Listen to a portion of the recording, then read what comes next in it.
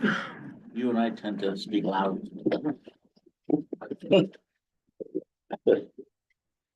All right, Mark. You're up. Okay, we'll start out with the audit committee report, roll call. Anybody want to do that, or just have everybody, waive the reading of Yep, the that's fine. notice of the meeting? Got a presentation from David Bushy. In the hot seat, David. You're up. Okay, you just want to turn, I'm gonna start with this is the IDA, right? Yes. Yeah. If you just want to turn to page 1 of the independent auditor's report. So the opinion paragraph is, the opinion section is the most important section on the report, which basically is saying that there's an unmodified, we're saying that your financial statements are fairly presented in all material respects in accordance with generally accepted accounting principles, which is an unmodified opinion, which is a clean opinion. It's the type of opinion we've historically rendered for the IDA. You turn to page 4A.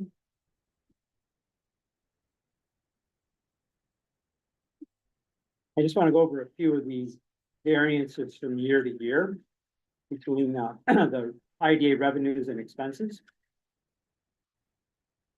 The fiscal 24 revenues were $238,000. Grant income was the primary source of revenue. 207,000 of that came from the South Junction Enterprise Railroad Expansion Project funded by the DOT. And another 16,000 was from Elevate 518 LLC for the feasibility study for the Street Center funded by Empire State Development. In the prior year, the revenues were 129,000. And administrative fee income was the primary source of revenue in that year, primarily due to a Great Chazy Solar and ERS Relatives Point. In terms of the expenses, the fiscal 24 expenses were 542,000. This is an increase of about 316,000 from the prior year. Most of that is attributed to the increase in grant expenses. The grant expenses were 223,000 in 2024 compared to 0 in the prior year due to the payments made, as I stated earlier, for the South Junction Enterprises and Elevate 518 grants. In addition, legal and professional fees increased 59,000, primarily due to the expenses for the Clinton County Housing Feasibility Study performed in 2024. And administrative fee expenses increased about 24,000 in 2024 due to the service contract with Clinton County increasing from 11,000 a month to 13,000 per month. Other potentially significant matters after the end of the year, the closing of the Catalyzed Palmdale Solar Farm project resulted in the collection of $160,000 in administrative fees. And in February, the closing of Microbird resulted in the collection of about $226,000.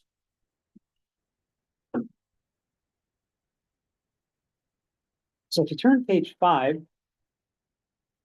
statement of net position, we're just going to briefly go over a few of these items. Well, I like to start with cash to see how you got from your beginning cash to your ending cash. So if you take a look at page 7 in the statement of cash flows,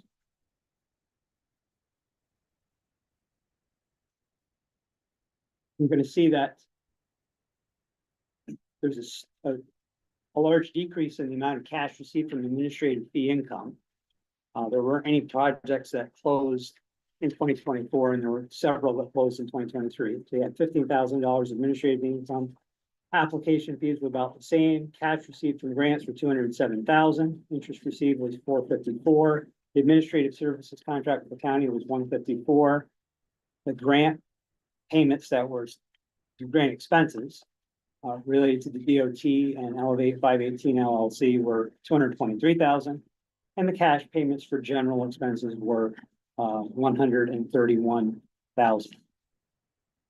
That results in that totaled a net cash use of 279,000. And that's how you got from your 1.8 million at the beginning of the year to your 1.5 million at the end of the year. Turn back to page 5. Want to go over a few items before I finish that page. Grant receivable, you'll see that in 2024, there's a $16,000 grant receivable. So that's really with CGFC. They had an unconditional right to the reimbursement of that money from Empire State Development because the revenues were earned in 2024. Accounts payable, you can see there's a large increase there, 31,000 versus $700 in the prior year, primarily due to the CPL architects, this Clinton County feasibility study, housing feasibility study, or no, Clinton Community College feasibility study. That was about 14,000, which didn't occur in 2023, it just occurred in 2024. And then the Des Moines Associates for the Clinton County housing feasibility study, that was about 17,000. So there's your 31,000, and of course, the amount due to Clinton County for December was 13,000. The earned revenue is the amount that was received from CHPE. That's an annual amount that you receive every year, but they paid it at the very last day of the month. And it's really for 2025, so you didn't really earn it yet. So it's just sitting as a liability until January 1st. Any questions on that page before I go to the statement of revenues and expenses? On statement of revenue on page 6, you'll see the statement of revenues, expenses, and changes in net position. And as we said earlier, the administrative fee income dropped rather significantly due to the fact that there weren't many projects that closed. 7,500 of that is related to the CPHE annual fee. Application income was about the same. Grant income we talked about, that's 223,000 in your interest. So it brings your total revenues to $238,000. The administrative fee expenses, 156 from Clinton County, paid to Clinton County. Legal professional was 116, as we said earlier, about a $59,000 increase. Grant expenses equal to grant income, as you can see, 223,000. And your other operating expenditures were up about 10. And if you turn to page 12 briefly, you'll see a breakdown of what that consists of, that other operating expenditure account. So it's a conglomeration of several types of expenses. And as you can see here, the one that really sticks out is the marketing expense. That was up about 21,000. So that's primarily the reason for the increase in 2024. If you turn back to page 6, your change in your net position is a negative 303,000 for 2024. So your beginning of the year net position was 1.82 million, and your end of the year was 1.517 million. Any questions on those statements at all? Well, you got some work to do, running in the red here. Yeah. We're good. Got a good presentation coming later. Okay. The next report I want to go over is on page 14. I'm skipping over the notes because we talked about a lot of the important things in the notes already, so you can read those at your leisure. But page 14 is the next report. It's a report on internal control over financial reporting and on compliance. And whenever we do an audit of a governmental entity, we're required to review internal control and compliance over certain areas. There were no material weaknesses or significant deficiencies that we noted in internal control, as noted in the last paragraph on this page.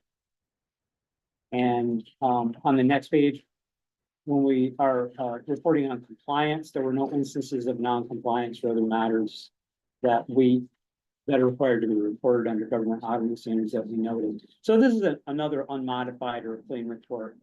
And that, again, is the type of report we've historically rendered for the IDA. The last report is on page 16. It's a report on supplementary information.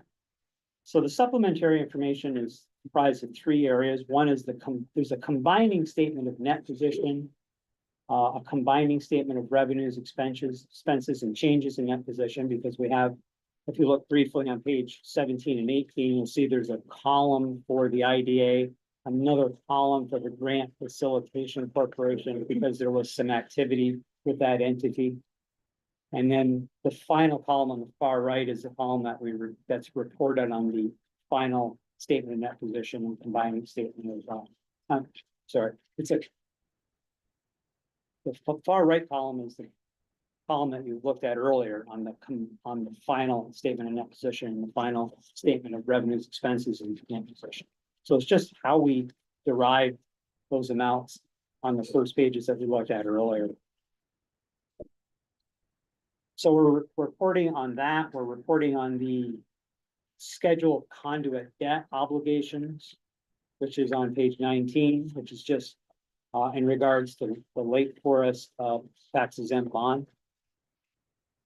And then the final area is the IDA project information from the parish report. There's certain pages that we look at on the parish report for pilot payments, exemptions, employment information.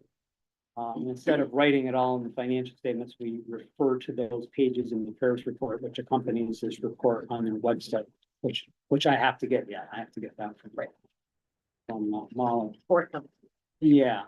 Other than that, this is a clean report, and I wouldn't say this is going to change, because if I see anything that's incorrect, Molly will change it, and then we'll issue that report as soon as that comes in. And I think we have them all back except for three. I think one, I think we're just waiting on one. Okay. Yeah, those other two. And my council has reached out to them because they've been delinquent. We did receive those other two, if I didn't send them to you. Yeah, if you didn't send. Yeah. Okay. That concludes the presentation of the financial statements. Are there any questions on that? Hello. The board of directors report is a report that we're required to complete on all audits. The reason for the board report is, again, certain auditing standards require the reporting on certain matters throughout the audit. There were no really significant audit matters that I wanted to discuss, but there's a few areas on the second page of the board report I think we should talk about. One, difficulties encountered in performing the audit. We always like to say there's no difficulties encountered in performing and completing the audit, so that's a good thing. Corrected and uncorrected misstatements. Whenever we post any material adjustments to your financial statements, we have to disclose them here and describe them. So you don't really want to see a lot of material adjustments by your auditor. A few is fine, but you don't want to see a dozen or more. That just looks bad in terms of bookkeeping. The first amount was the Catalyzed Palmbrio solar farm projects. They were booked as a receivable, so they were booked as accounts receivable and revenue in the year 2024. But the projects didn't close until 2025, so you didn't really earn that administrative fee until the project's closed. So we remove that receivable, and you're going to earn that in January. It's just a timing difference. Number two is the grant income and the grant expense. The way that was reported, whoever recorded it, it's then Jay, I guess, he recorded the 207,000 in the same account. So the 207,000 that came in and the 207,000 that went out was in the same account, and so you couldn't see any. There was no reporting of the grant revenue and the related grant expense. It was buried in that account. So you can only do that if there's a true pass-through, if it's a true pass-through grant where there's no, where the IDA doesn't have any administrative involvement. Okay, so if you have some administrative involvement, even if it's a small amount, plus if you have a grant contract with the DOT, you really should show that gross. The revenue should be shown gross, and the related expense should be shown also. And then the last one was there's just two invoices at the very end of the year that should have been recorded as accounts payable because they pertain to 2024. And that was the $10,500 from Lemoyne Associates and $13,944 from CPL. Again, they were paid in 2025, but they pertain to 2024, so that's an accounts payable in 2024, and it's also an expense in 2024. No disagreements with management on any matters, and no other significant matters on that board report, so.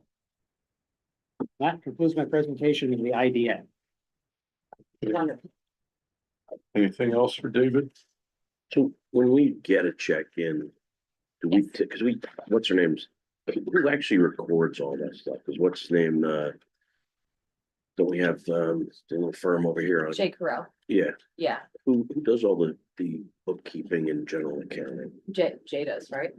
Oh, I sent. Yeah, we send, Dee Dee sends the documents to him and he compiles that, and that's what your financial statements are. That's fine. Just ask a question. No, it's fine. I wasn't really sure of the answer. I answered it in my head. I'm good. So are you gonna follow up with him on the? On those issues,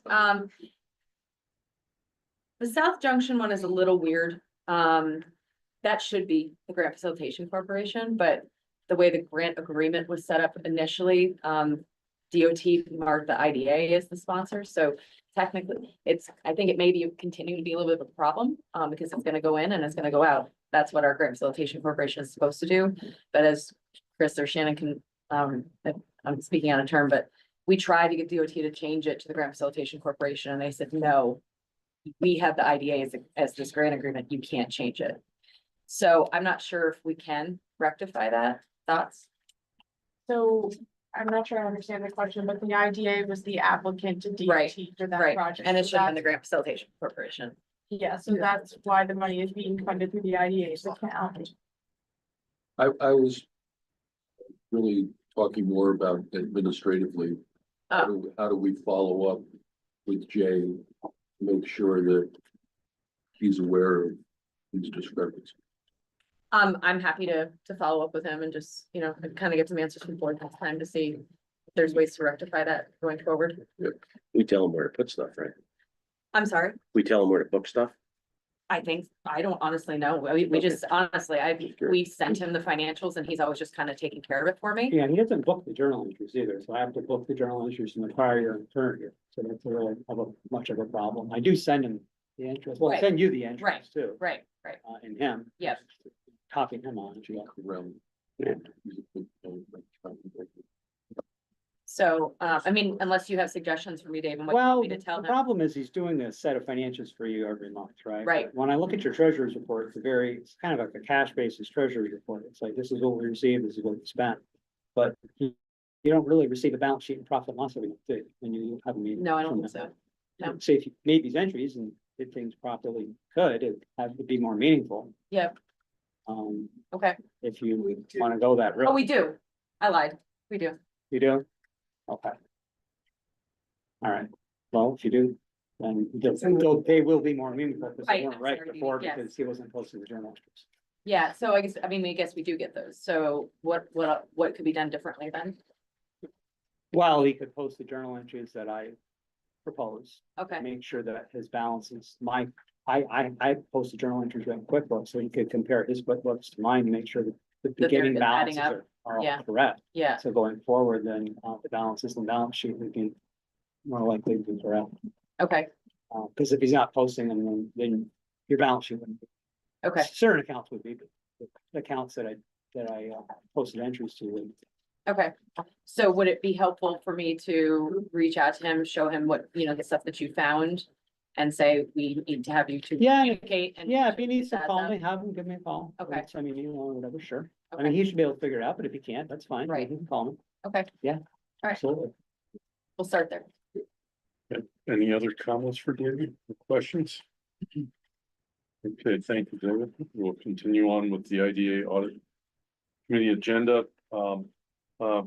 Like to waive the reading of the draft meeting minutes, but however, we'll need a motion to accept the draft minutes from December 9th, 2024. I make the motion. Dave, okay, thank you. Is there any public comment? Or all in favor? Aye. I Opposed? Okay, any public comment? Seeing none, Seeing none, okay. Old business, none. none as noted. And we have an action, due to David's report, recommend board approval of resolution accepting audit and authorizing posting of same of Paris. So that will be coming up. Make the motion. Okay, David? I'll second that. John? Thank you. All in favor? Aye. Opposed? Yes, so and I don't know of any other business at this point. None. Okay, so a motion to adjourn. John? Second. David? Thank you. All in favor? Aye. Opposed? Meeting adjourned. Okay, we're going right on to the CRC audit. Is that what we want to do? Correct. Okay. Okay, I'm gonna call the meeting to order, the CRC Audit Committee agenda. Called to order, roll call. We have members present. Waive the reading of notice of the meeting from December 13th of 2024. And we'll go to David Bushy for a presentation of the 2024 draft audited financial statement. Okay, we're gonna turn to page one, the independent auditor report. Again, the opinion section, the second paragraph in the opinion section states that the financial statements are fairly presented in all material respects in accordance with accounting principles generally accepted in the United States of America, which is an unmodified or a clean opinion. And again, that's the type of opinion that we've historically rendered for the CRC. We turn to page 4A. I want to take a look at the financial analysis section of the management's discussion and analysis. The fiscal 2024 revenues were $3,900. That was a $3,500 decrease from 2023. And in both 2024 and 2023, there was $2,400 in foreign trade zone fees from the two operators in the zone. And in 2024, there was $1,500 earned for a bond financing application fee. And in 2023, there was $5,000 earned from one foreign trade zone application fee. The 2024 expenses were $6,200. That was a decrease of $8,900 from the prior year. Donation expense decreased $10,000, which was a $10,000 donation to the North Country Chamber of Commerce to assist some North Country transportation equipment manufacturers who are attending the conference in Orlando. And in 2024, there were no donation expenses. Legal and professional fees increased $1,100, primarily due to an increase in legal fees for foreign trade zone related matters. Other potentially significant matters: in January of 2025, the issuance and sale of 57 million of tax exempt lease revenue bonds for the CBS BOCES project resulted in the collection of administrative fees of $427,000. And if you turn to page 5, take a look at the statement of net position, which is known as your balance sheet, your assets and your liabilities. Not a whole lot of activity with cash, as you can see, you went from $72,000 to $70,000. And if you look quickly on to page 7, you'll see on the statement of cash flows that small decrease is a result of only 3 items. It's $2,300 in foreign trade zone receipts, $1,500 in other operating cash receipts, and then the $6,200 to suppliers of services. So that's a $2,400 decrease in cash for the year. And the only other notable item on page 5 is the loan receivable to Strand and the loan payable to Plain County that didn't change in 2024. And we did state in a note that there's a 1-year deferral on that on those payments. That was worked out with the Strand. So the next payment should be due in August of 2025, and it should finish up in 2026. You turn to page 6. This is the statement of revenues, expenses, and changes in net position. You can see your foreign trade zone fees, your application fees. Talked about that, your donation expense, as you can see, down $10,000, and your legal and professional increased about 1,100. So your change in net position was a negative $2,300 in the year 2024. And no other items on the statements. The only thing I want to bring up, and it has nothing to do with the current year audit, but because of that subsequent event, because of the 400,000 that was received in January 2025, your FDIC insurance coverage is going to be over the limit for the CRC in the year 2025. So you do have a policy which states that any excess should be covered by collateral by the bank, or by moving it to another bank, or doing what you're doing with the IDA. So just kind of keep that in mind. During 2025, you should do something to address that. Okay. And make sure you're in compliance with your own policy. Page 12. This is a report on internal control over financial reporting and on compliance. This is a clean report. There were no significant deficiencies or material weaknesses, no instances of non-compliance. So it's another clean report. And the very last page is page 14, which is the supplemental information page, schedule of conduit debt obligations. There's 3 bonds here, one for Behavioral Health Services North and a couple for CDPH. And again, this is just the information that we take from the projects so that we're in compliance with New York State as they require the conduit debt balances at the end of the year and the activity during the year. Any questions on that, on the financial statements before I go to the board director's report?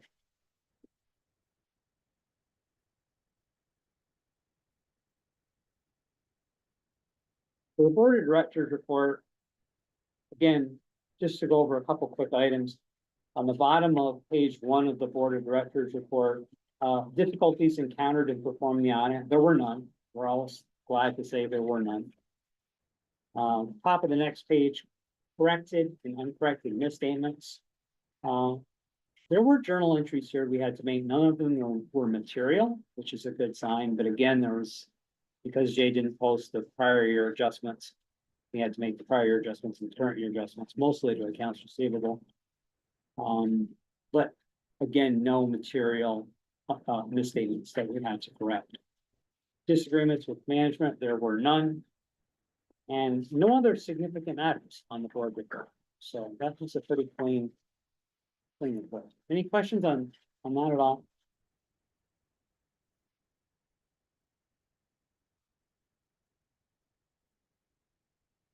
Yeah. I'm good. Thank you, David. Any questions for David at all? Okay. I'd like to continue on the CRC audit committee agenda. Reading will be waived for the draft minutes, but I do need a motion to accept the December 9th, 2024 draft meeting minutes. I'll make a motion. John? I'll second. David? All in favor? Aye. Opposed? Hearing none, accepted. No public comment that I'm aware of at this time. Old business. There's nothing that I'm aware of at this time as well. We do have an action under new business. Recommend board approval and resolution accepting audit and authorizing posting of same to Paris. Gentlemen, do we have a motion? I'll make the motion. John? Second. David, all in favor? Aye. Opposed? Okay. Accepted. Thank you. No other business, new business that I'm aware of. And I'd like to motion to adjourn. Motion. David? I'll second. John? All in favor? Aye. Opposed? Okay. Meeting adjourned. Great. Thank you, folks. Thank you, Mark. Thank you, David. Great, thank you. Thanks, David. Thanks, Dave. You're on. Ready, everybody? Members? Ready. I'd like to call the governance committee of the IDA to order. I'll waive reading of the minutes. There's no public comments. No old business. None. Under new business. I trust that my committee has reviewed and digested our 2024 policies. Mike, we have to accept the minutes. We didn't. No. I'm sorry. I'll make that motion. Second by Mr. Hoover. Any amendments, deletions? No. Minutes are hereby approved. Thank you. Okay, back to new business. Review and recommendation of approval of our normal policies, our IDA mission and operations statement, our operation and accomplishments, performance measures report, procurement report, real property, and investment report. Gentlemen, are there any questions? If not, I would entertain a motion to recommend approval of same and posting of all these 2024 reports to Paris. Is there a motion? Motion by Mr. Hoover, second by Mr. Bennett. Correct. All in favor? Aye. Opposed? Carried. Don't believe there's any other business to come before the governance committee. As such, I will entertain a motion to adjourn, moved by Mr. Hoover, Second. second by Mr. Bennett. All in favor? Aye. We are adjourned. At this time, I would like to call the governance committee of the Clinton County Capital Resource Corporation to order. I will waive the reading of the notice. There are no presentations. We do have a reading and consideration of the draft minutes from our December 11, 2023 meeting. Is there any additions? Deletions? Then I'll entertain a motion to approve by Mr. Manhattan, second by Mr. Hoover. All in favor? Aye. Opposed? Carried. I don't believe there's any old business. None. Moving on to new business, I would like to review and recommend approval of the following policies. 2024 mission operations statement, operations and accomplishments, procurement policy, real property report, and the investment report. Is there any questions on those, gentlemen? I'm surprisingly familiar. Yeah. As such, I would recommend approval and posting of all the 2024 reports to Paris. Is there a motion? I'll make the motion. Second. Moved and seconded, all in favor? Aye. Opposed? Carried. Seeing there's no other business to come before the governance committee. I would entertain a motion to adjourn. Moved by Mr. Hoover, second by Mr. Brandon, all in favor? Aye. We are adjourned.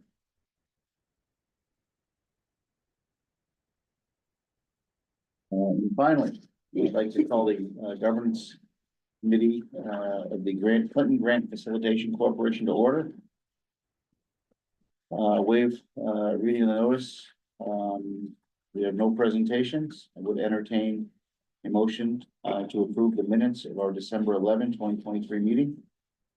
Moved by Mr. Hoover, second by Mr. Natton. Any additions, deletions, or corrections? All in favor? Aye. Opposed? Carried. Moving on to new business. We have the review and recommendation approval of our 2024 missions and operations statement, operations and accomplishments, procurement report, a real property and investment report. Is there any discussion on those, gentlemen? Any questions? If not, I would entertain a motion to recommend approval and posting of all the 2024 Clinton Grant Facilitation Corporation reports to Paris. Moved by Mr. Manhattan, second by Mr. Hoover. All in favor? Aye. Opposed?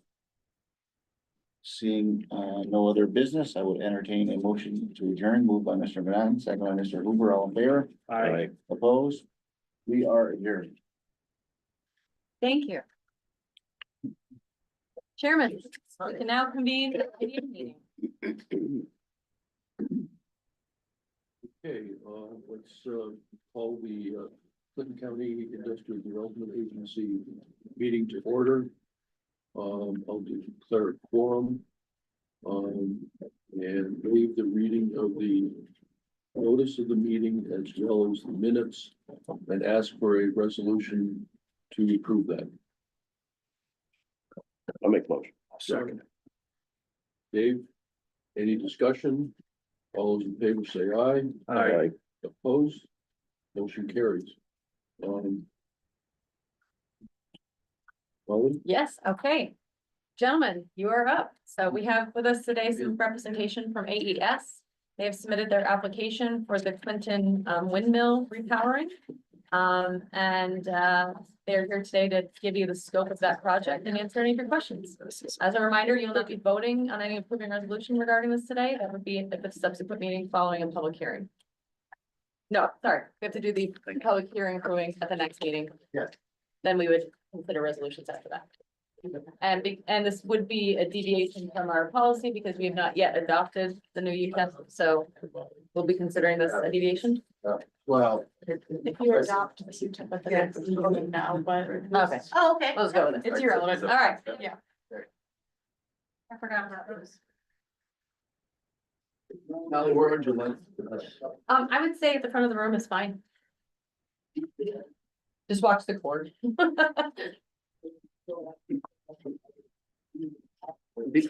You all have an agenda, right? Did you pass it out, Nate? Oh. Actually. It's just passing down. Oh, well, if you don't have it. Okay, Molly, thanks for facilitating our being here today, and thanks for taking the time, everybody. I know your time is limited, so we're gonna be respectful of that and try to be as brief as possible. My name's Eric Will. I am a lifelong Central New Yorker. I live down in the Syracuse area. My primary role at AES, facilitating the advancement of these projects, is focusing on stakeholder relations, primarily with landowners, with IDAs, with towns, and the like. Brett Hastings in the back. Brett is a Western New York native. Brett's been in this business for probably over 20 years. And today leads all wind development efforts for AES in the eastern United States. And Maitland's a downstate guy, and he is our lead developer on the Clinton Wind Project. And I know that's what you really came to hear about. It's what we came to tell you about. Just a few words about AES. We acquired the Valcor portfolio from Ogentrix, I think, 2021. It's been a while. We're a global energy company whose primary business, it's not development. Our primary business is selling electricity. And we do that on 4 continents and about 20 countries. We own public utilities. We're a New York Stock Exchange Fortune 500 company.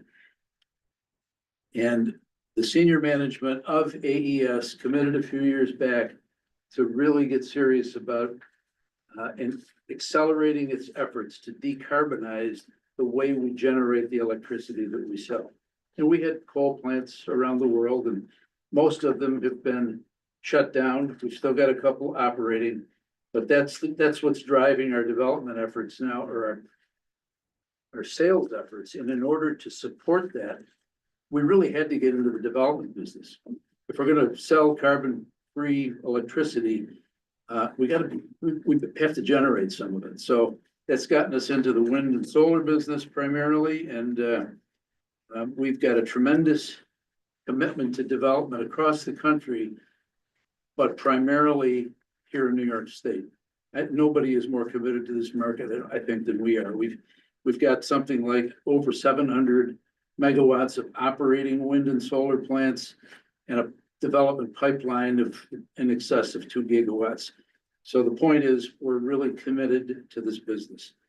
And we're committed to it for the long haul. We don't develop projects and sell them. We're developing these projects because we need clean energy to sell to our customers.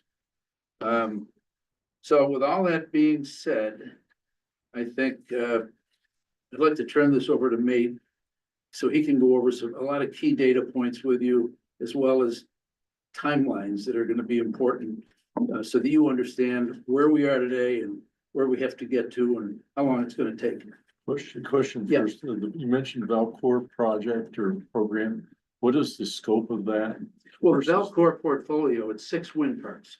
Okay. Sorry. Which ones were, yeah, I just want to make sure. They're all the original Noble projects. Okay. 4 of the projects are here in upstate New York, and 3 are in Clinton County.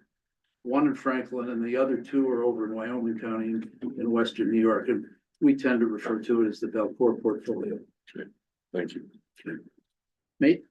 Certainly. So my name is Maitland. As Eric mentioned, I'm the developer for the Clinton project. What I'm gonna do is give a brief introduction to the project and then talk about development and construction timeline. So as Eric mentioned, AES acquired what we call the Valport portfolio in 2021. The Clinton project is a 100 megawatt existing wind facility in the town of Clinton, currently occupied by 67 GE 1.5 megawatt turbines across the park. We bought these projects with the intention to do a repower. So the discussion here is on the decommissioning of all the existing towers and deciding new, fewer but larger turbines across the park. So these 67 turbines will effectively get replaced with up to 29 4.5 to 6 megawatt turbines, with a goal of reusing a majority of the existing infrastructure. And we have contracts to sell the energy to the New York State Offtake Agency, NYSERDA. So we have contract to sell 110.5 megawatts of energy for a 20-year life project. So that's kind of the commitment, as Eric was explaining, to really developing these projects as we have our customer. And kind of some background on the project itself. It will exist of 8.5 miles of existing access roads with almost 6 miles of existing overhead collection lines. And it will connect to the Ryan Road New York Power Authority substation here in the town of Clinton. And that's a 230 kilovolt substation with the transmission line running from west to east. And the project itself, we have upwards of 5,000 acres of leased land. So one of the first steps we took in development was we spent about a year talking to the existing landowners of the project and renewing their leases to support it for the life of a repowered facility. And with that, we have about 90 landowners across those 5,000 acres of leased land. The next kind of step in this I wanted to talk about was the proposed project timeline. So we have completed the majority of what we call the early stage development work. So that's the land renewal campaign that I mentioned. That's also the extensive field work that needs to be completed in New York State. So everything from studying birds to bats to wetlands, as required by the various New York State agencies. And now we're getting into more of the fun stuff. So in mid-March, on March 14th, we submitted our Article 8 permit application, which is the kind of comprehensive permit application you submit to the New York Office of Renewable Energy Siting. We anticipate it takes roughly a year from the time you submit your permit to the time the state deems your application complete. So the next year or so, we go through a process of getting feedback from the state, correcting our application, and it's a pretty standard process that will take up to the spring of 2026, so about a year from now.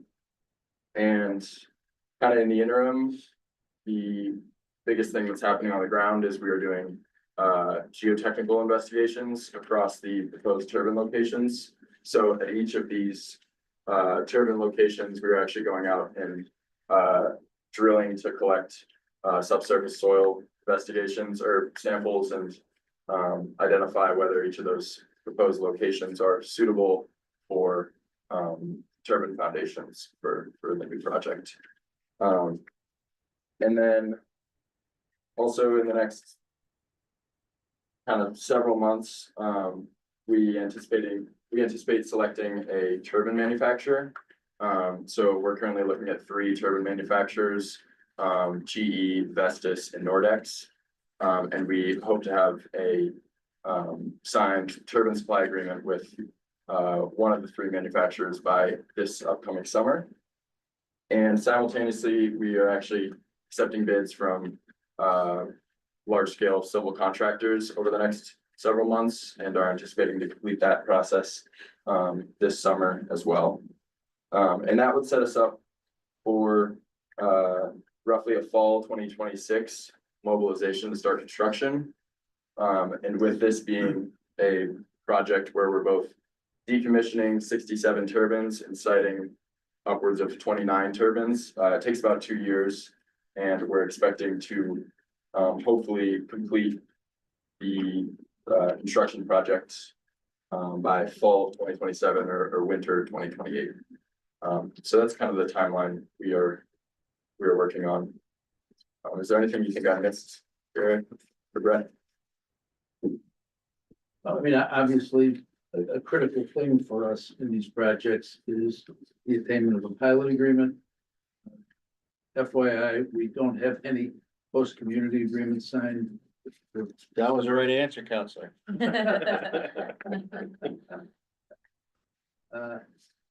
No, I think we figured out the right order of things. Brett, anything come to your mind? No, I think it was covered well. We're right in the middle of the timeline and, we're looking forward to getting all these agreements finalized and starting to take some of the old equipment out and some of the new equipment in. So, Chairman, I got a couple of questions. So just excuse my ignorance. When you claimed infrastructure that you're using, that's the transmission lines and substations and all that good stuff.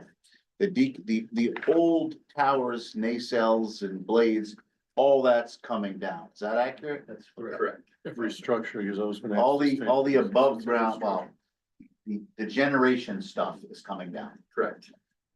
Okay, I just to- think under infrastructure, that would include access roads. Oh, Yeah, so when I say the reuse of infrastructure, I'm referring to turbine access roads as well as Spacer cable. yeah, overhead collection. So we cited the project in a way that could reuse as much of the existing access in order to both limit our land use and keep our farmers happy, pretty much. So yeah, that's what I refer to when I'm talking about reuse of infrastructure. and when you purchased Noble's projects, I guess, so that all that decommissioning language that we had in those original agreements transferred to you as well, correct? Correct. Secondly, so this proposed project, re-energizing projects in Clinton, is there thoughts on the other 2 Noble projects too, or what's the status of those? Certainly.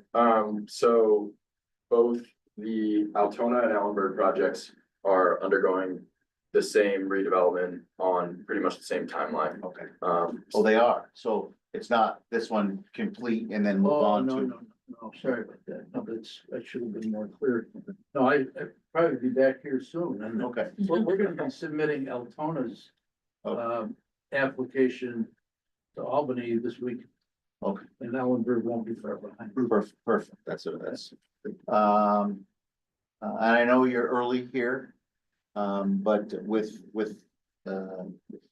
has the project contemplated, road access agreements, with local municipal highway departments, road use agreements? Yes. yeah, those conversations will be ongoing during the HC negotiation process. It's kind of how we were planning to do it.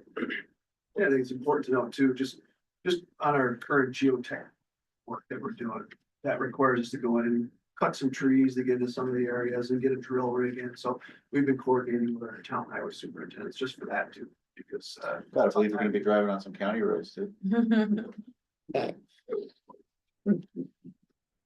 He'll be See, they putting a got- meter box up they for got it. In seriousness, I mean, I'm a IDA board member, but I also am the county administrator here. And I know that all of those that have previously been done, there has been a road use agreement with the Clinton County Highway Department as well. Absolutely. Yep, that will be part of the road use agreement work that we'll do. Well, I'll tell you what, you guys have answered all the questions to my satisfaction. So- Wow. Wow. It's the first time for everything. Let's get out of That's a here. big, Yeah, that's a big That's a thing. wrap. If you like to come early on. I'll get out of here. Maybe we won't come on.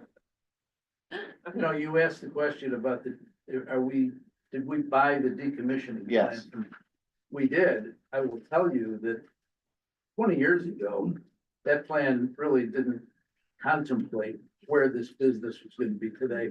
So when it finally gets down to us having to execute decommissioning, it'll be a far more comprehensive plan than what. was Originally yeah. contemplated, Yeah, yeah. I think the original contemplation was really more based on, hey, what if this company goes out of business? Correct, Yeah, Who's gonna pay correct. for it? Yeah, Right. so So, luckily, we're not in that situation. so can you elaborate a little bit? So like, if you're looking at these are specific heights due to the generation output, right? That's physics are coming into play. So you're gonna put a bigger unit in because you're going to, 3 megawatt units or whatever you're putting. Oh, up to 5, right? Up to 5 or up to 6? potentially up to 4.5 to 6. Yeah. So are you sizing them for the largest when you're putting in something maybe smaller right now? Is that what you're doing in the towers or? It's a really good question. And so we are actually permitting, going through all the extra work of permitting 3 different platforms. And that helps us to keep our project costs down because we can negotiate with 3 different turbine supply companies. And we need to make sure that we are dealing with, when it comes to the turbine manufacturer, we want to make sure we get the best production. We have less safety, we're working with O&M costs, try to keep the O&M costs down for down the road. And so, it cost us a little bit more to permit for 3 different platforms because, if we use a 6 megawatt project or 6 megawatt platform, we're not gonna have as many turbines, so we're not gonna use as many roads. So ideally, we wouldn't have had to permit all that and do all the delineation work, what for that stuff. So, but we did all that to keep the flexibility of our turbine supply choice to help keep the projects. Is the scope of the other 2 projects in line similar to the Clinton project? Almost exactly. Almost exactly, Yes. yeah.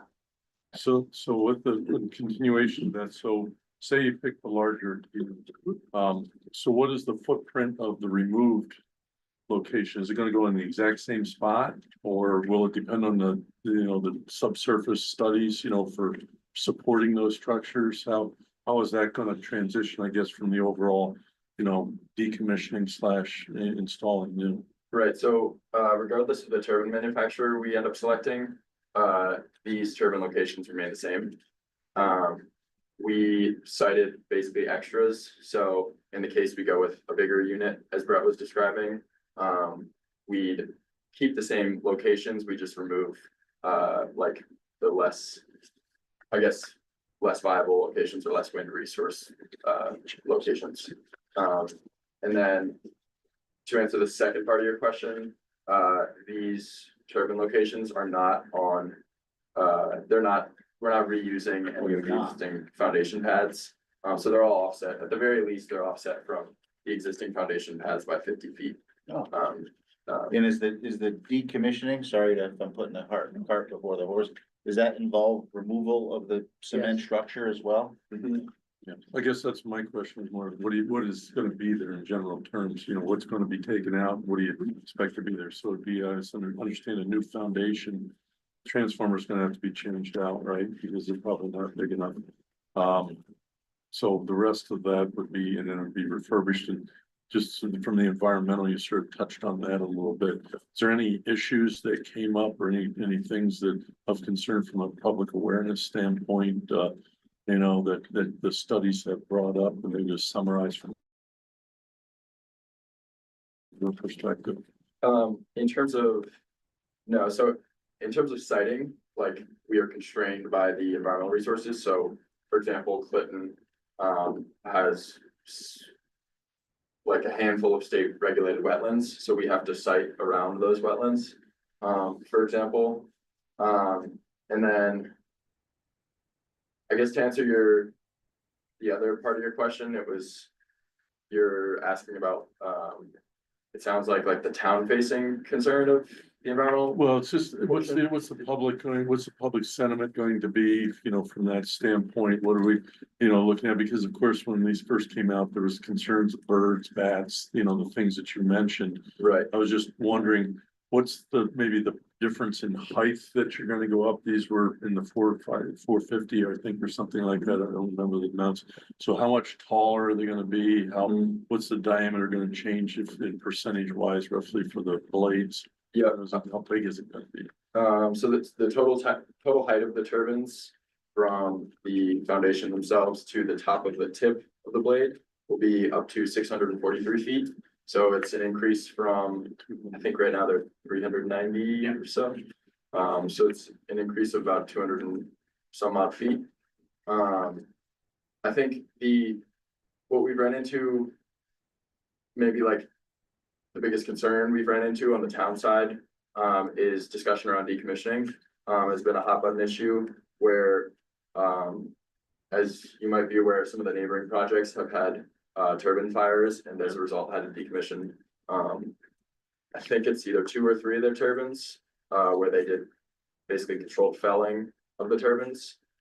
So up until they actually went back in June, I believe it was, and felled those turbines, there was a lot of discussion around that, and the eyes were kind of on AES to see how we were planning on decommissioning.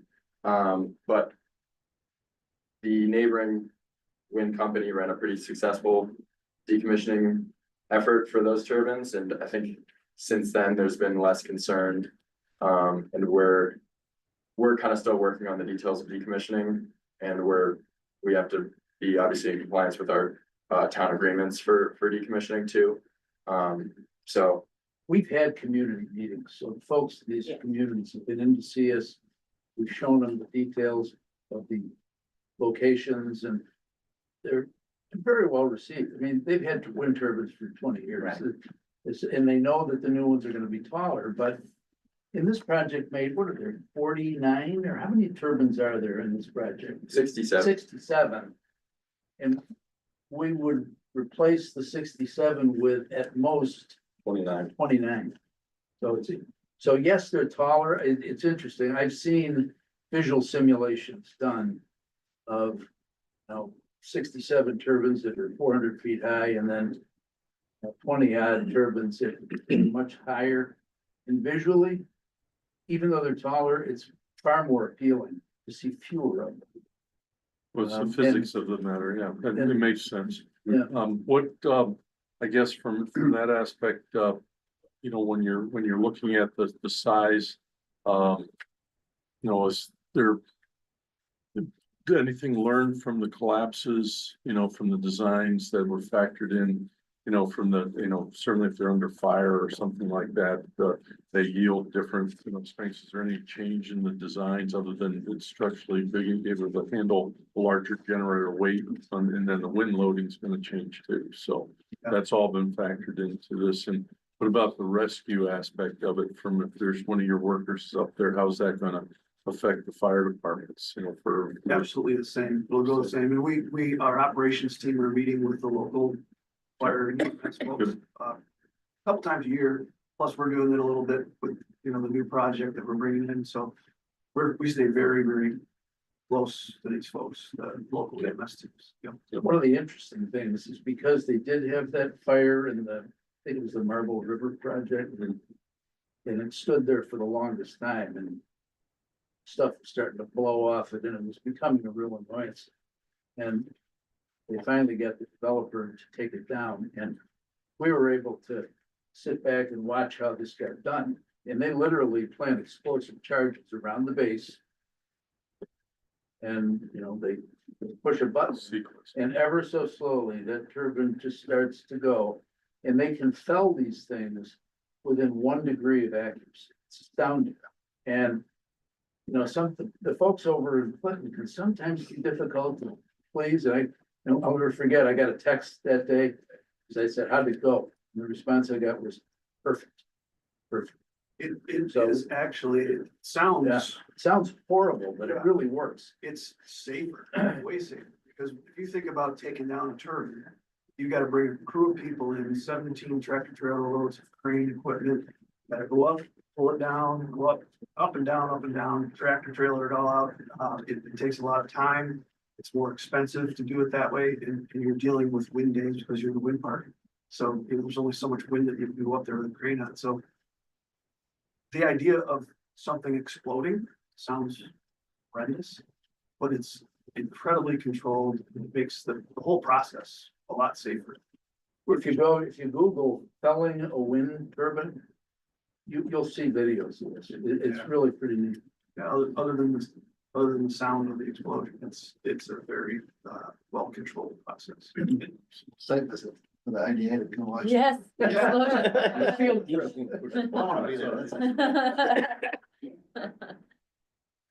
Thank you. Well, you've been great to have us. We really appreciate it. Thank you. much. And so the next step we'll contemplate is the approving resolution for our public hearing. to be held. That's right.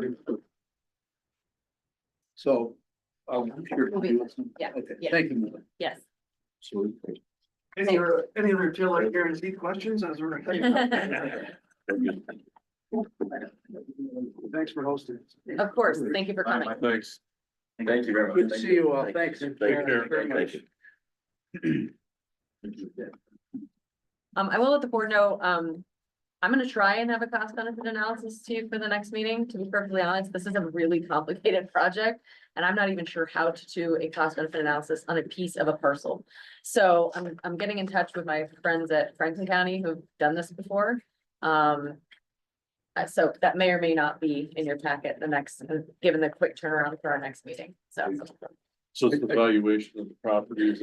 Yeah, I mean, the problem is that when when I'm looking at the project is this tower on a piece of a parcel, right? So it's not, Schluter Systems where I'm looking at a factory on this parcel. It's interesting the way that the valuation So for the nice. utility stuff is not very, it's tougher to manage. Who did ghost parcels, I think, didn't they? What's that? It's a ghost parcel. Yeah, Yeah. so I don't Wow. really know how to do a valuation on that. Yeah. So we'll see. I'll do my best. Are they looking, and I guess I should ask them, do we know if they're looking to get everything in place in like this year from an IDA perspective? Or are they gonna wait till, I guess we have to wait until they're. I guess I don't really know, Chris. They haven't really communicated, they've been kind of dragging their feet on this anyway. Yeah. Right? But sounds like now they're moving full speed ahead, so I think they are looking to move on this. And if you might have noticed, this is a 386 million. 384 million. 384 million One. for one project. That's about $2.8 million. And I mean, this is way further along than Invenergy ever was. I mean, they've gotten all their approvals, they've had their community meetings. Like he had said to you, I had made it very clear to them from the beginning that if they wanted a pilot from us, that no host community agreement be in place until they speak with us, because as you might remember, Invenergy came and said, well, we gave our money to, we only have this much. Sounds like they got the message on that. Yeah, very clear. So, Well, that being said, we've also kind of addressed it with the change to the UTEP too. Yeah. Because we set the floor for the megawatt, per Which is- megawatt number. Which is not in place yet, right? Right. Just a Right. public Yeah. hearing. Yeah. So. And we're good, we're comfortable with the flexibility, like when Rodney was talking to us way back when we were having discussion, I said, just make sure if they change the size. So everything is, we've tweaked that up so that any increase in capacity. It's we all get a based, cut of it's all based on per megawatt on installed capacity. installed. So whatever they build, Exactly. it's multiplied by the per megawatt. Just a question, how is that being metered, I guess, in my? Doesn't matter. It's not what they generate. We don't get paid on what they generate. We get paid on the maximum amount it could generate. Yeah, I think he's asking, how do you know if they? How do you know that they've you've met that upsized or? their- Yeah. Yeah, exactly. There's still a checks and There's balances. something like- in the pilot agreement that they have to certify per year. There should be some Yes. certification so that you, when you Yeah. go, but. Well, we're gonna know that, we're gonna give them a benefit based on 27. right. Well, let me just put an example out here. Yeah, I know. These things have usually two temperature ratings. They have like a normal and then they can run it a little hotter, Right. okay? And we get paid on the maximum amount. Okay, but is it the nameplate maximum or is it what they actually put out? Because the output, they could It's do. irrelevant what they put out. Well, just bear me out. You could burn the equipment up and run them hotter for, say, 2 years. Yeah, And make more money. And I'm just saying, don't just go on the nameplate value. Should be some metered value to regulate that. Mark, It's a month. you're speaking an entirely different language. Well, it's right just like if you want to drive your car at 200 miles an hour, but Right. been driving at 55, you know you can do it at 200 miles an hour. It's not gonna last as long. But don't we? So But we get paid on the 200. Paid on the 200 miles an hour. I don't Right. know, are you? Yeah. are Yes, you? yes. Okay, but that's a 120%. nameplate, but is it, but I don't know if they know, and I'm just going from my engineering sense. So wait, I think I can explain what you're saying. So let's use that car as an example. So the car can go, says like the thing Nameplate says says 200, 200. it says 200, but you actually can go Go to 25 exactly, and so. and that's not what- break the car. All I'm saying is just to protect Okay. yourself because.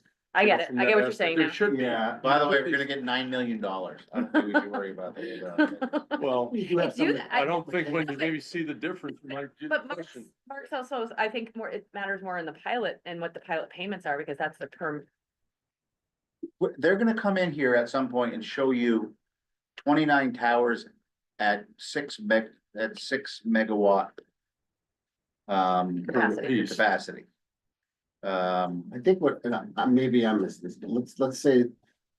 She's the car example. If the car can go 200 miles an hour, I think what Mark's talking about is if in some time in the future.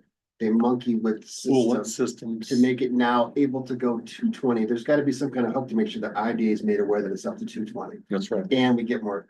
because you got that with utility equipment period. That's You what put Mark oil Yeah, I cooling, get it. fan cooling on Why it. would they wanna ruin their damn? I'm not machinery? saying ruin it. They'll put the, Get more. what he said, Yeah, for 3 years as opposed to. but then they're 23 gonna years. put a new 8 megawatt in there afterwards. I think there You know what I'm is, I saying? think we do have something, Mark, where they give us some type of certification every year. At least they're supposed to. Maybe this, I'm sure we have another pilot with another IDA, but there's something we can build. NIPA has that those 3 little wires coming into that substation, that's the flow that comes off the system into it. So what I'm saying is if you have that as an ability to do that, it's a circumstance that you're gonna match up with what they're saying on the nameplate. I get you. And if there's 20% more, I would think that the county would wanna know about that. We have to get something from NYSERDA, right? That's who their NIPA. customer. Ni- They're selling this to NYSERDA, right? I don't know if we so. I can- think that's what their deals with. is- Yeah. But that's a metered I point. say Dave goes out periodically with his little meter Well, and tests what's coming off there. We We could do it. Is that doing? I'll hook up a couple current transformers. So Mark, what I'll do is we'll take a look and make sure and see if there's some sort of reporting metric to go along with that. yeah, Yes. it's a checks and balances, Yep, like an understood. audit on your balance sheet. It's just a way to check Right. that you're not getting, taken advantage of, I Right. guess is my point. So can I take a step back? And I don't remember all of the documents on the original pilot on these projects. But I think they're more than 20 years. With this regeneration that they're going through, what happens to the pilot? The Pilot- pilot for the pilots ones would be are, the pilots for these are expired, Gone, They are. Yeah. Okay. all 3. so they're beyond rule section 1.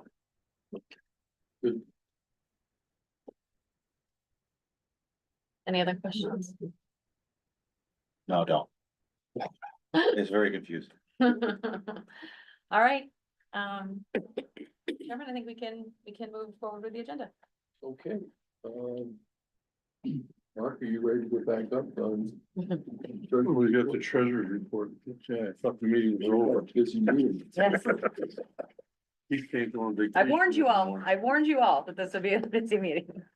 Probably getting a good laugh down there. Okay. Let's see, this is the Industrial Development Agency meeting, right? See, we're doing the CCIDA report, correct? So, treasurer report. See, balance sheet, the account balance of the February 28th, 2025 was $99,880.51 in checking. $1,541,092.53 to the sweep account and $227,176.82 in the savings. Income statement, The organization received $34.85 in interest in the savings account. The income statement shows the expenses that were approved and paid during the month of February on the cash basis. Invoices received paid in February. Clinton County Treasurer admin fees and purchased an OWL conference system, $14,019. How do you say that? Kamoy Associate Site Selection, 21,000. Credit card payment, meeting expense, Meta, $511.82. Bank charge sweep fee, $10. Total expenses of $35,540.82. One check for Molly for $79.17 was written in January by the 3rd in February. So end of report. Hey, any questions for Mark? Not, may I get a motion to approve the treasury report? Mike? I'll second. John, second. Any discussion? All those in favor say aye. Aye. Opposed? Motion carries. The audit committee. We're still up, Mark. Let's see. Okay, action approved approval of resolution accepting audit and authorizing posting of same to Paris as a result of the audit report today that we had from Dave. Okay, may I get a motion to approve and post to Paris? Dave? I'll second that. John, second. Any discussion? All those in favor say aye. Aye. Opposed? Motion carries. Mike, the governance? Yes, Chairman, the governance committee of the IDA met earlier this afternoon.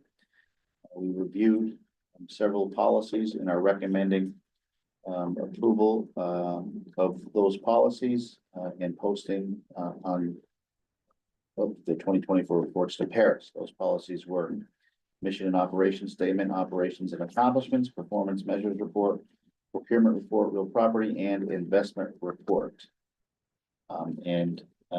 We unanimously recommended that for review and approval by the board. Any questions for Mike? Do I get a motion to approve posting those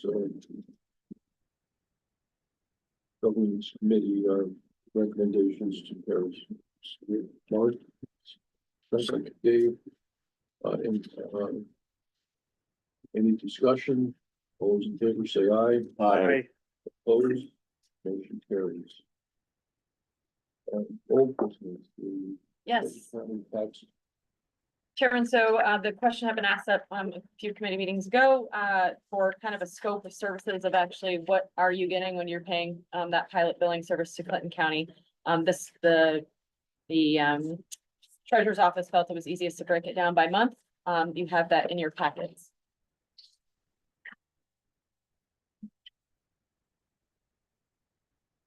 Absolute bargain.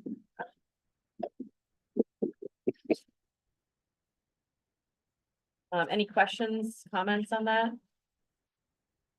Does the board feel satisfied by what they provided? They didn't give me like an hourly, that I asked for them to break down what we were looking for. They said this was the best way they could do it. So. But if anybody has any questions on it or concerns afterwards or now. No, I think it's just the principle of knowing that we were actually Getting something. Yeah. Not that the county would not do something underhanded. The double negative sounded like we are doing something.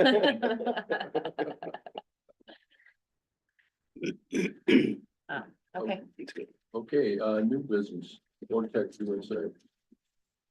Yes, so we have an approving resolution before you and a seeker resolution. We do have Jason, who's been very patiently waiting. Thank you, Jason, most appreciated. Good, good. Let me turn that up.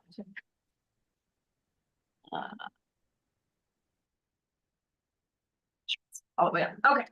So, Chairman, unless anybody has any questions, before we get into the resolution for Jason, but you can go ahead and, go over the seeker resolution. We finally got to this place where had the public hearing. Vortex is ready to move forward. They understand that, we're closing after that March 1st deadline, so they'll be on roll section 1 for now. And then it won't be until 2026 that they get that benefit with the property taxes. School, they're fine. First tax bill will be in March or September 2026. Yeah. Questions? Okay. None, Chairman, we can move on to the seeker resolution. Okay. Yeah, I get a motion to approve resolution number 03-25-01. A resolution concurring in the determination by the town of Plattsburgh Planning Board as lead agency for the environmental review of the Vortex USA Incorporated project. Mike, Dave, second. Any discussion? Roll call vote. Trent Trillian, yes. Dave Hoover, Yes. Mike Zerlo. Yes. Mark Letta. Yes. Keith is excused. John Van Atten Yes. and Joey Trump is. Motion carries. We can move on to the approving resolution.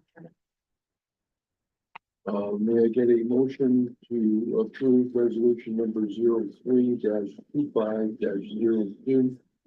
A resolution authorizing execution of documents in connection with the leaseback transaction for a project for Vortex USA project. Again, I'll make the, John, Second. second Mike.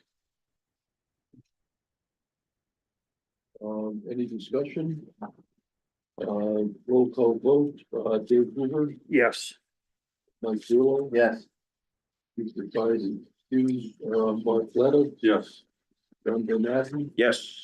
Joe Tremblay, excused, and Trent Trillian, yes. Hey, Jason, you are approved. Thank you very much. I don't know if you have anything that you wanted to add. Just a quick sentence, just to thank you all for the confidence that you're showing in Vortex USA. The outpouring of support from the local community has been seen right from the beginning. So as we get started now in the next little bit, we're really happy to be part of the community. Great. Thank you. Thank you Thank very you guys much. so much for your support. Be Bye. in touch. Thanks, Jason. Okay. I don't have any other business, Chairman, on any business. And, Clinton County update, You have anything you want to share? The only thing that I think is prudent and new is that we did, as you know, that we've 2.5 years ago, we embarked on selling the Clinton County Nursing Home. We've received notice that we are in fact on a New York State Department of Health Committee agenda Thursday afternoon. Which is outstanding news. So we are finally making our way through the sale process or the transfer of the license process.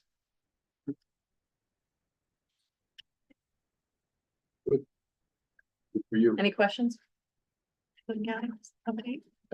Executive director.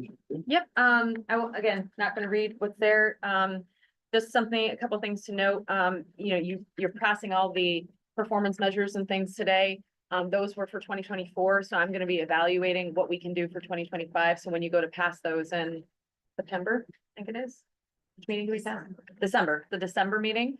I'm gonna be evaluating those and running those through the board so that we can have some actual objectives rather than going the backwards way per the meeting that we have from our strategic planning session.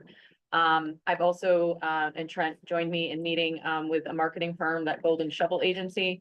They're working through a proposal for us to potentially redo our website. I've also offered the opportunity to Boyer Benner, given that we already work with them, to submit a proposal. And I think we probably have to get a third one for our procurement policy to make sure that we have 3 proposals out there for that. And ironically, I just received a package from a new marketing firm in Lake Placid, so I'll probably reach out to them. What's this for? To redesign the website. Professional service. Oh, so I don't need to. Okay, well, then we won't do the third one. So hopefully have those for you, at the next meeting, so that we can start moving that process forward and getting our website up to snuff as according to what site selectors think they should be. Any questions for me? For what's in my report? Okay, and seeing none, Chairman, we can close the IDA meeting. Well, it's nice to see you out there in the public Trying, and in the press. yes, and I'll cover foreign trade zone stuff under CRC. She gets as much press as Cashman. Any, can I get a motion? Nobody gets that much press. So moved, Chairman. Mike, Go ahead, I'll second. Mark, second. Any discussion? All those in favor say aye. Aye. Opposed, motion carries. Okay, the CRC meeting, I will call to order. Waive the reading of the notice of the meeting as well as the minutes and ask for a resolution to approve those. Dave, Second. Discussion, all those in favor say aye. Aye. Opposed, motion carries. No presentations, No presentations. no public comments, treasurer's report. Okay, Mr. Chairman, for the CCCRC income, the organization received $100 from NFI in February for FTZ fees. And as far as expenses, the organization paid no expenses. End of report. Any questions for Mark? Can I get a motion to approve the treasurer's reports? Dave? John? Any discussion? All those in favor say aye. Aye. Opposed, motion carries. Mike, Mark. Mark, the audit committee. Okay, we've got an action as a result of our prior meeting with Dave Bushy for this meeting. Approval of resolution accepting audit and authorizing posting same to Paris. Can I get a motion to approve the accepting the audit and authorizing the posting of parents? Dave? I'll Second, second. John. Any discussion? All those in favor say aye. Aye. Opposed? Motion carries. Governance committee. Thank you. Yes, sir, Chairman. The Governance Committee of the CCCRC met earlier this afternoon. We reviewed several policies. The committee unanimously agreed to recommend approval to the full board and recommend posting of all the proper reports to Paris. If there's any questions, I'd be happy to answer them. If not, may I get a motion to approve the posting of those reports to Paris? John? Dave? Any discussion? All those in favor say aye. Aye. Opposed? Motion carries. No old business. None. Looks like we have one business. Yep, so, and David alluded to it in his report, our CRC account, because of the BOCES transaction, is greater than what we're allowed to have. So the question is, do we need to set up a sweep account for this? Deferring to my attorneys a little bit, but John, maybe, how do we want to handle this? So it is a separate account. Yes, Okay, just, they can just put it as part of the sweep. but it can't go into the IDA sweep, right? We have to set up a separate. It probably have to be separate, yeah. Okay, so, one. Stipend, board member stipend. I That was was a confused joke. because I was looking at the numbers in the report for 2024, we're not only 50. But it's because we went over 200 plus now. Yeah. Yes. Yeah. Yes. So, I'll investigate that and figure Reach out out to whatever we Christine. did last time. Yeah, just reach out to and set Christine that and up. she'll set that up. And just, I guess, maybe other business, I've talked with Shannon and Chris at the last meeting, we discussed there's a way we can set up fee structures so that more money can go to the CRC, and Chris and Shannon are looking into how we set that fee structure and how that could potentially benefit us. Right. Additionally, under CRC, we have the foreign trade zone that we have. So obviously, given discussion around tariffs, you may have seen my editorial. I sent it to you. I hope you read it, but working with Lamb and Lurch. Thanks. There are some companies it's gonna work for. Schluter is moving forward with it. I just met with a Mecco last week. I don't know that it's gonna work for them. At the end of the day, if they're exporting products outside of the US, Mexico and Canada, this can benefit them. If because of the free trade agreement, if they're exporting just their stuff to Canada or Mexico, and then once it enters US commerce, it doesn't benefit them at all. It might delay the tariffs, so it's something that they're considering.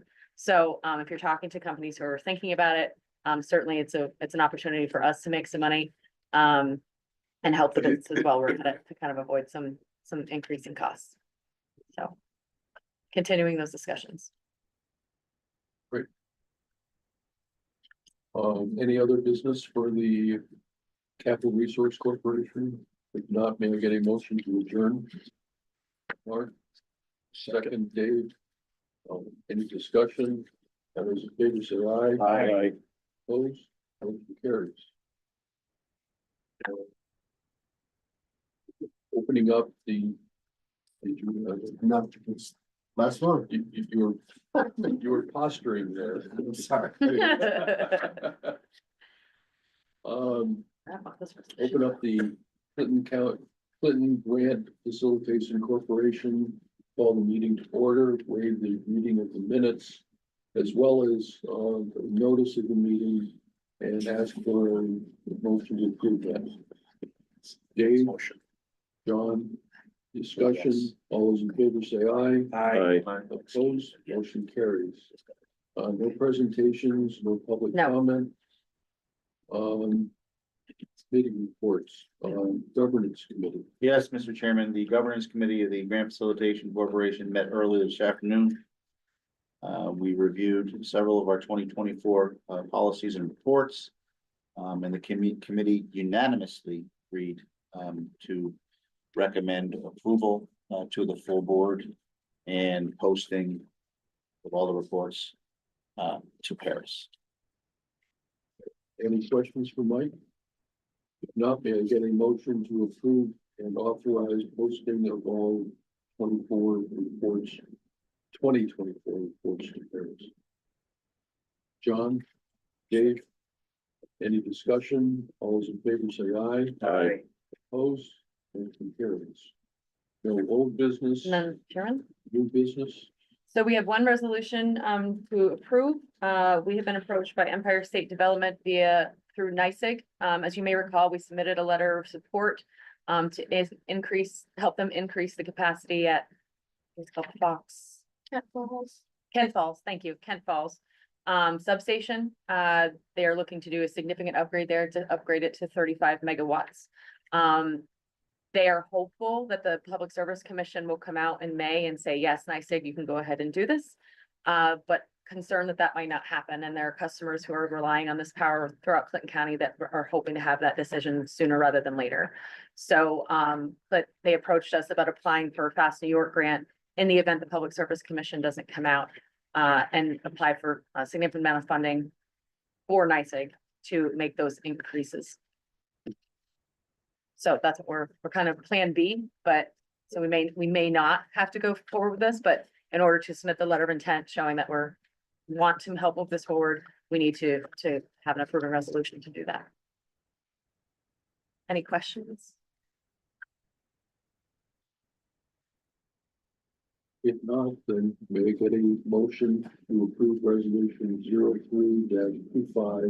03-25-03, a resolution authorizing the execution of the executive director of Clinton County Grant Facilitation Corporation to submit an application for grant funding from New York State Empire State Development. Dave, second. John, any questions? Not, roll call vote, Mike Zerbe. Yes. Mark Letta. Yes. Keith, excuse, John Van Den. Yes. Please excuse, Trent Troy, yes, and Dave Lucas. Yes. Motion carries. Any other new business? None, Chairman. I think that's enough. We did it in an hour. Not bad, really. So may I get a motion to adjourn? Dave, Mark. Any questions? All those in favor, say aye. Aye. Opposed?